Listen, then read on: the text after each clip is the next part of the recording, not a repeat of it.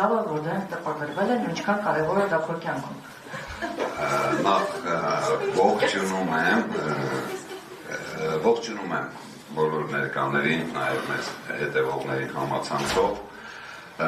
շնորհավորում եմ անշուշտ բոլորիս, պարոն Բեկարյանին, Հայոց կենտրոնի բոլոր անդամներին, աշխատողներին, մեր գործընկերներին, նաև ինքներս մեզ, որովհետև իսկապես շատ երկար ճանապարհ ենք անցել, արդեն 5 տարի,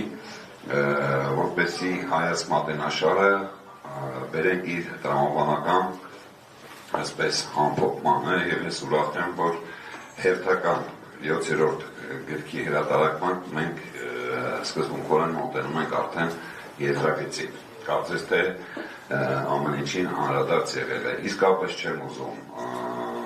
մարդկանց համբերությունը չարաշահել, որովհետև այստեղ կարևոր բաների մասին խոսվեց եւ նախատեսվածից մի քիչ երկար, եթե հարցեր կլինի սիրով կպատասխանեմ, ընդամենը մեկ բան եմ ուզում բովանդակայինի հետ կապված, քանի որ ուշադիր հետևում էի քննարկմանը, ասվեց, բայց ցանկանում եմ ևս մեկ անգամ ասել, քանի որ մասնագիտությամբ քաղաքագետ եմ։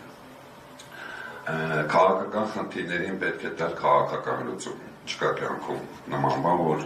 ֆիզիկայի խնդիրը լուծես մաթեմատիկայի գործիքներով։ Կարելի է խնդիրը բերել մաթեմատիկայի բանաձևերի եւ այդ բանաձևերով լուծել, բայց խնդիրը մնում է ֆիզիկայի դաշտում։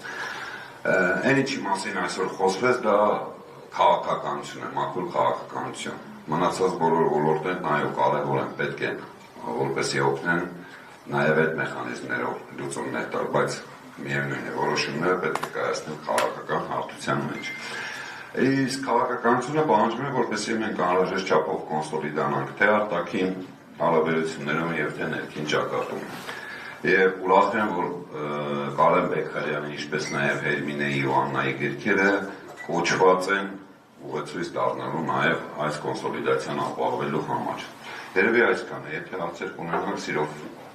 մասնակցենք քննարկմանը։ Շնորհակալ եմ հակիրճ անդրադարձի համար, Արմենը ռեալիզմի ջատագովներից է, պարոն Վալաչյան, շատ սթափ, երբեմն ցինիկ, երբեք չի տառապում